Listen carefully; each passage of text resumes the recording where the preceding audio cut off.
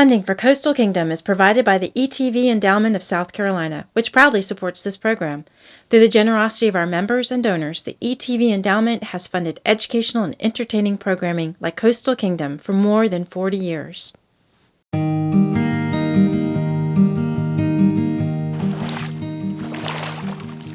This wetland is considered an ephemeral and fishless wetland. And by ephemeral, I mean that it dries up part of the time. And because it dries up, fish can't get established here. And I don't mean there are no fish, there are mosquito fish and little tiny stuff, but there are no big carnivorous fish like catfish and bass and bluegills. But that doesn't mean there aren't predators here. Beneath these tannin-stained waters are a variety of insects, spiders, and other arthropods. Today we're going to take a look at the hidden world of aquatic invertebrates.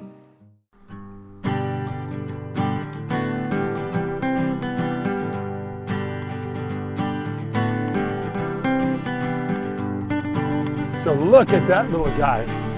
Okay, we got something big on. There we go.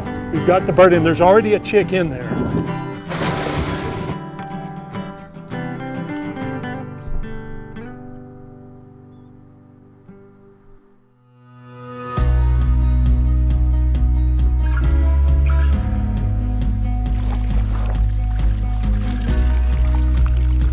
One of the best ways to figure out what's in a wetland like this is to use a dip net. And so what I'm going to do is just take some scoops like this and just see what I can find.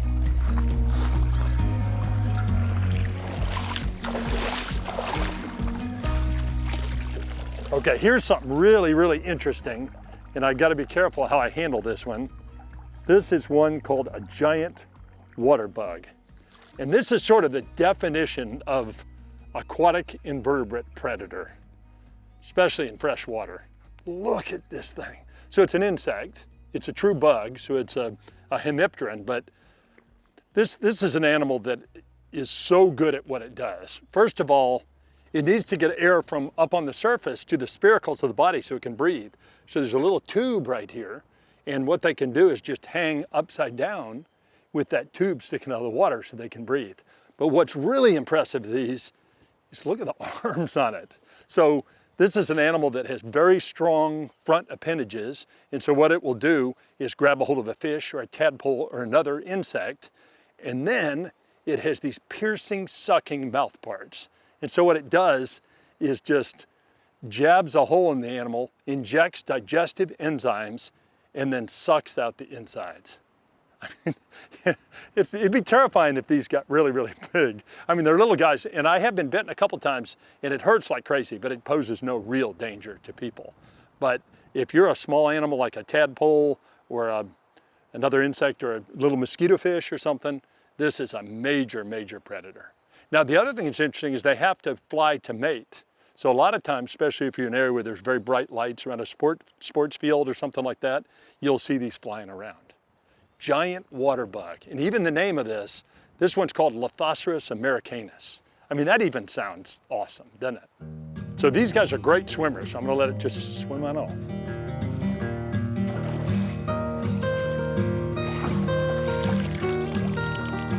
Okay, here's a spider. So you notice this has 8 legs, and it's got, you see the spots on it, but these are major predators too. So what they do is sit on the edge of a lotus pad or a lily pad or something and kind of hang down, and what they can do is actually go underwater, grab a small fish or tadpole, and then pull it up and feed on it. And the other thing that's in here is a little dragonfly larva, and this is a dragonfly nymph or naiad is another good name for it. And this is a little tyke. Looks like probably one of the skimmers, one of the libellulids, and this probably would need to get a little bigger before it turned into a dragonfly. But these animals are impressive predators. For one thing, they have mouth parts that they can kind of fire out to catch small animals. And see if I can get this one to kind of pop the mouth parts out. There you can see, it's almost like a little spoon that fires out and catches small animals and then brings them back to the mouth parts. Amazing little creatures. They also can propel themselves by using water propulsion. So what they do is take in water and then fire it out their body, and that moves them forward or backwards. A lot of these remain naiads or nymphs for a real long period of time, some of them for more than 1 year in the water. And then they may only fly as dragonflies for about 6 weeks. So the larval stage is a really important part of their life cycle.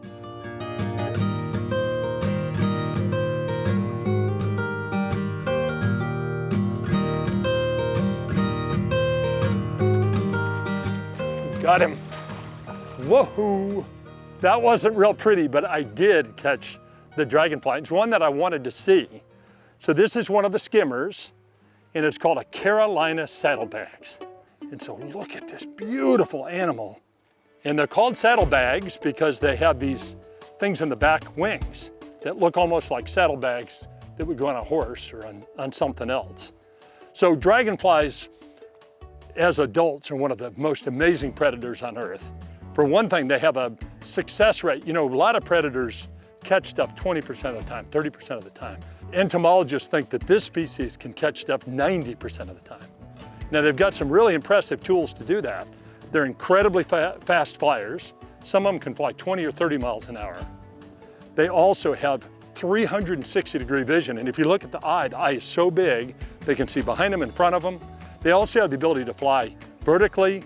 They can go up, down, right, left, forward, backwards. They can fly just about any way they want to. And that allows them to catch stuff on the wing. And that's primarily what they do. This species is going to intercept things as they fly by, and a lot of times feed on them while it's flying. So amazing predators. Of course, this is just one species. We have lots of skimmers, and then we have darners and clubtails and a whole bunch of other ones. As adults, they're major predators, but remember, they only fly for just a few weeks. But again, as a larva, they spend a lot of time underwater. All right, let's let this one fly off.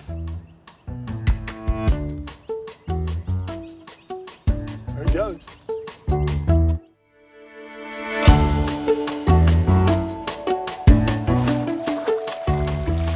Okay, here's something kind of interesting. It's a salamander larva. So not an invertebrate, and it looks like this is probably a mole salamander. Yep, that's what it looks like. Boy, they're interesting little guys. So these will, you know, start in a wetland like this, and eventually they get big enough where they can metamorphose or turn into adults. But they stay in the wetland for up to a year or more before they go out on the land.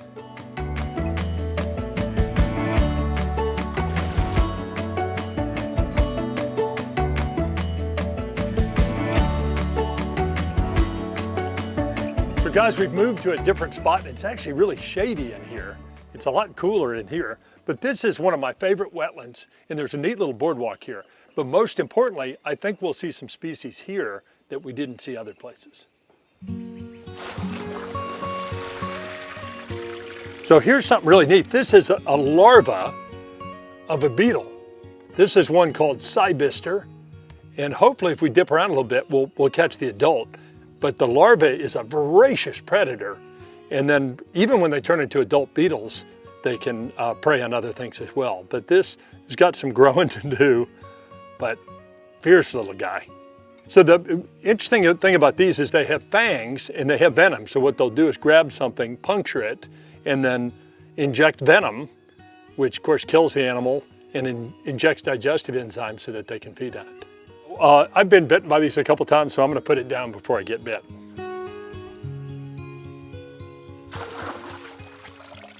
Okay, so here is the adult Predaceous Diving Beetle, or Cybister is the genus. It's just got a great name. And so these are really athletic little guys, and trying to keep it in the net. But they've got really interesting legs. So of course this is an insect, so it has 6 legs, but the back legs are feathered, so they're almost like oars. These are spectacular swimmers. But one of the neatest things that Cybister can do, and a lot of these beetles can do, is the elytra, the covering of the wings, they can kind of hide air underneath that elytra, that wing covering, and then they can use it to breathe. So they can stay underwater for a long time just by breathing the air that they capture. So the bite on these is a pinch. It's not real bad, but it's not nearly as bad as the venom that the larvae have. So these are terrific swimmers, and I've got a bucket over here, so I want to put it in the bucket and see how it swims.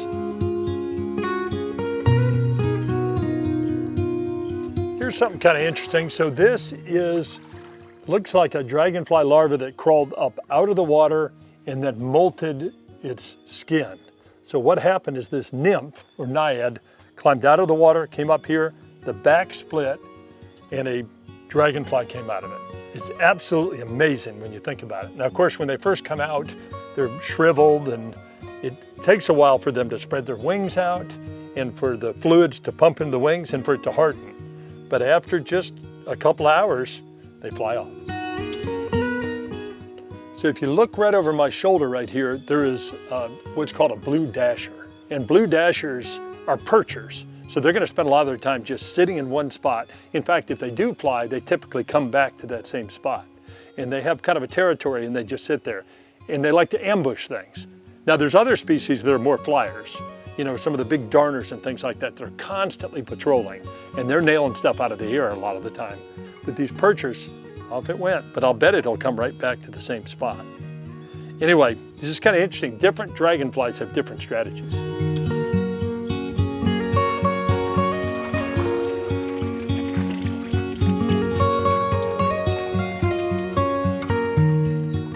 Here's something really cool.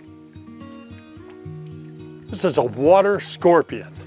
And water scorpions, they're one of the most cryptic bugs I can think of. I mean, they look like a stick and they blend in just beautifully with the natural structure underwater. But they're major predators. In fact, they're called a water scorpion because they have a venomous, sort of a venomous bite.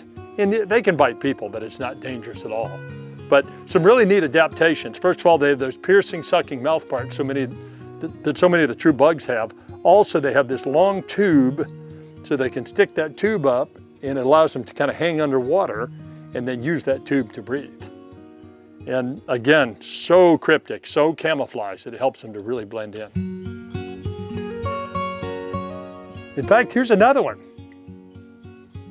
So there's two of them in here. And again, there's probably more than that, but all I see is two. So I'm gonna pop these right back in.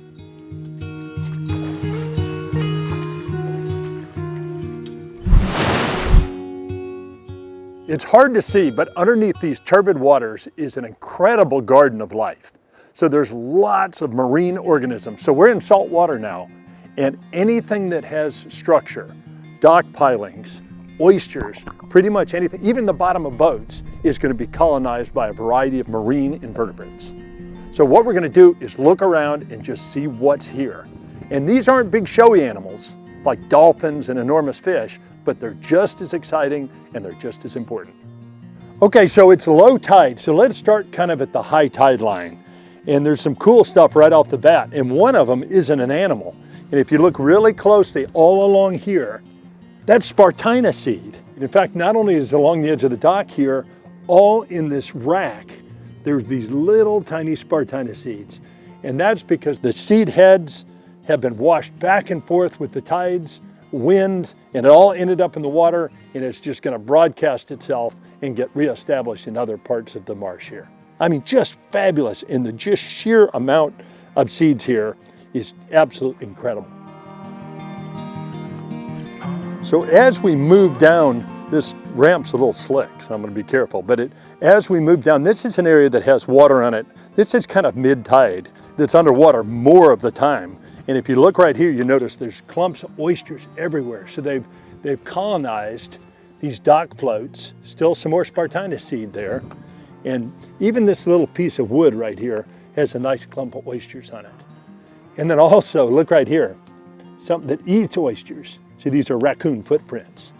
So there's probably a lot to eat here. Crabs, and of course oysters, and all kinds of things. Okay, well, let's get in the water and look around a little bit. Now I'm gonna try not to cloud up the water too much. Water's actually pretty clear, it's cool out. And the tide's not running much, so it's pretty cool. And just see what I can see.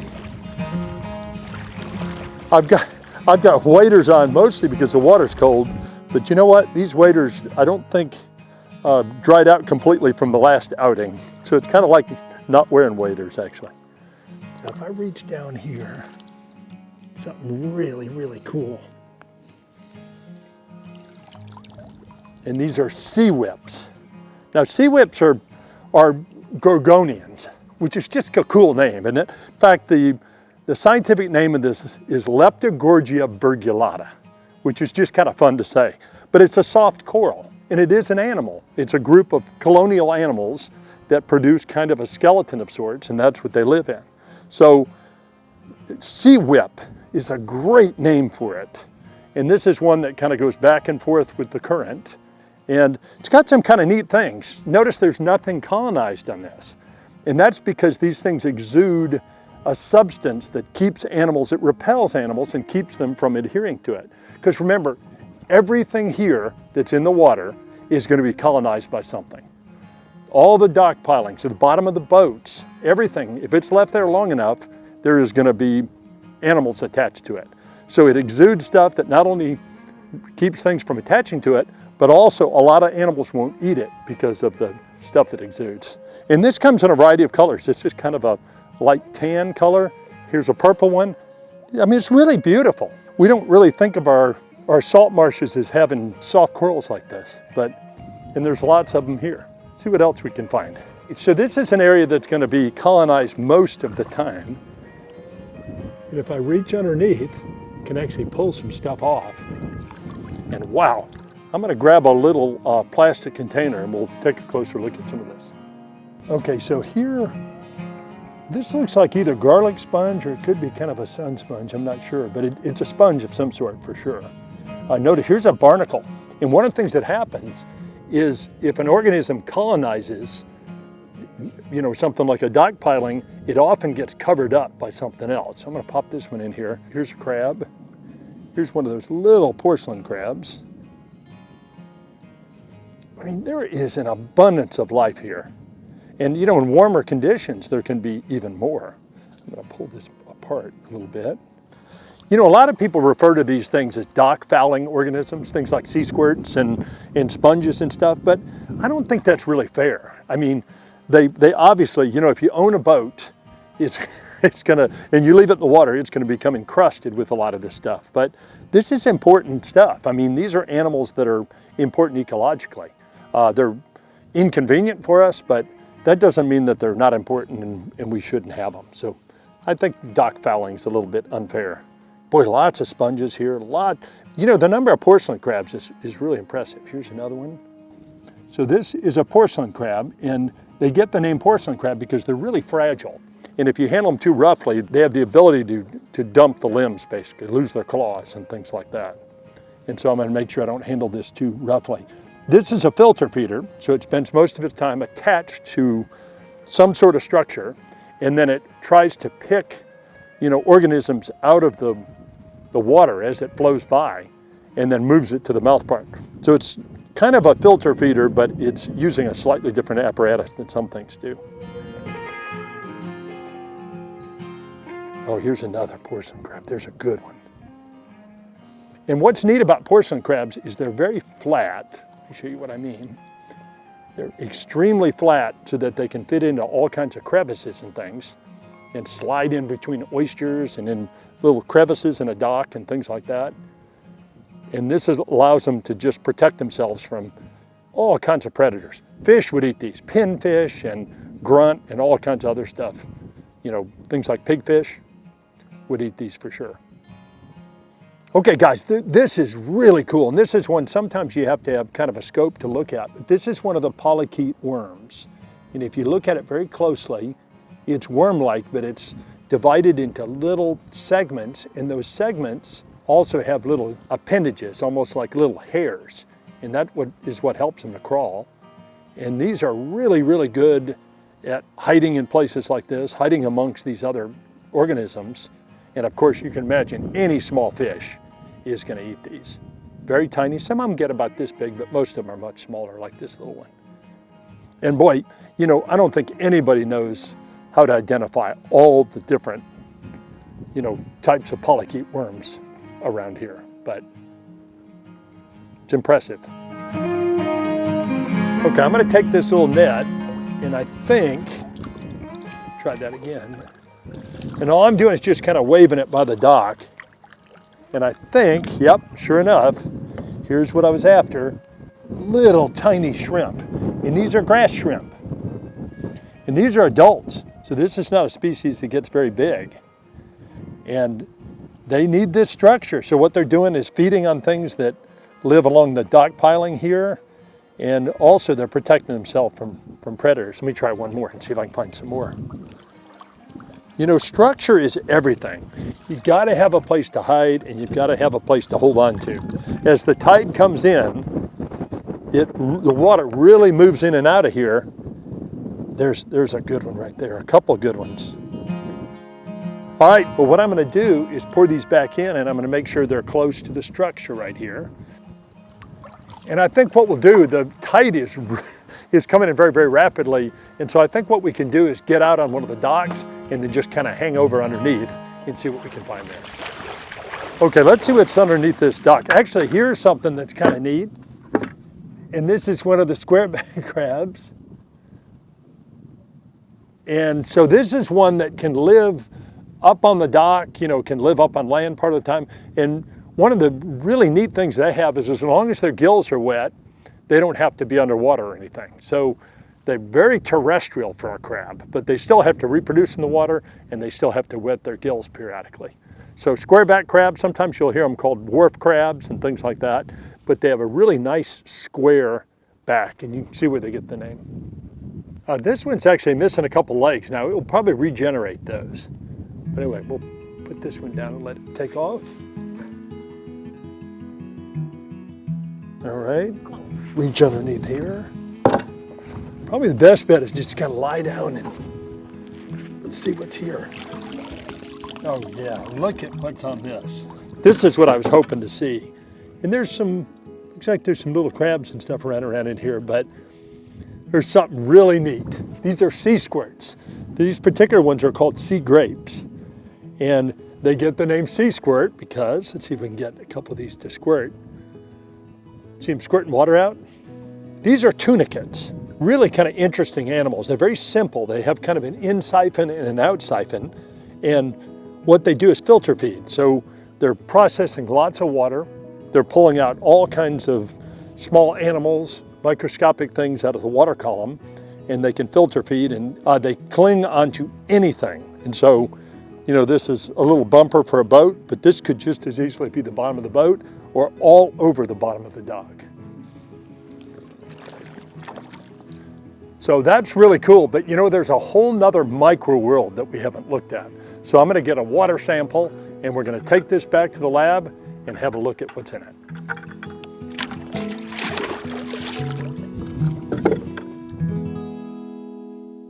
So we brought our bucket of stuff back from the dock and we transferred it into this bin and you just wouldn't believe what's in here. I can see a lot of stuff. There's little tiny things swimming around that I can't even identify yet. Sea squirts, crabs, hydroids, man, just lots of bryozoans, lots of cool stuff.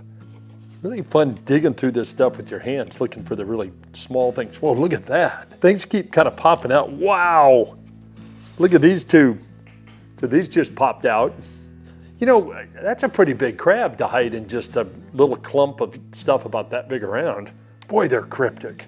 So I've transferred some stuff into this little dish. And so now what we can do, you can start with a hand lens, and I can see quite a bit of stuff with the hand lens, but even better is a microscope, kind of a dissecting scope, and that allows you to see some of this stuff a lot closer.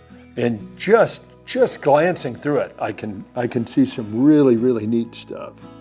Let's see what we have here. I see some polychaete worms, actually a couple different kinds, and then also some hydroids and some animals that live on those hydroids.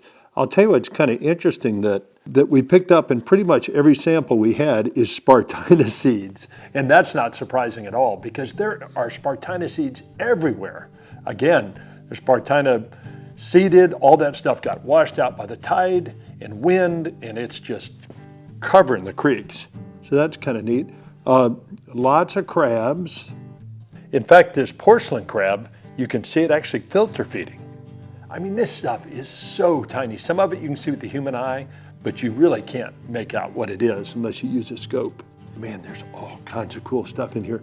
This is just a whole nother world. And it's one of those things it's kind of addictive. I mean, you start looking at just a couple things, and before long, a couple hours have gone by, and it's exploring at a micro level.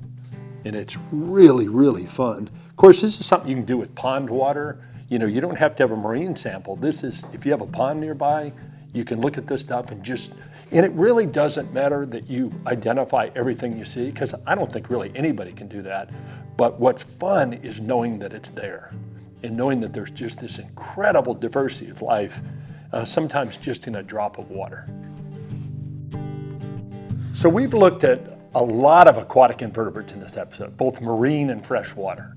And obviously, this is the smallest sample of what's out there.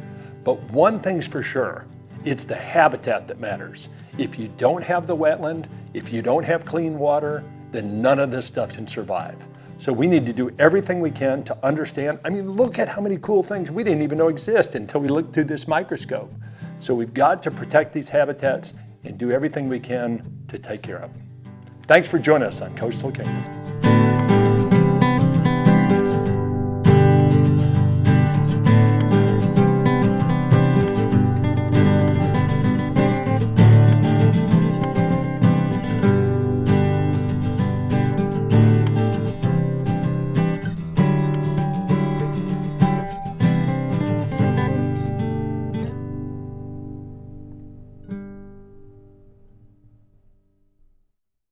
Funding for Coastal Kingdom is provided by the ETV Endowment of South Carolina, which proudly supports this program.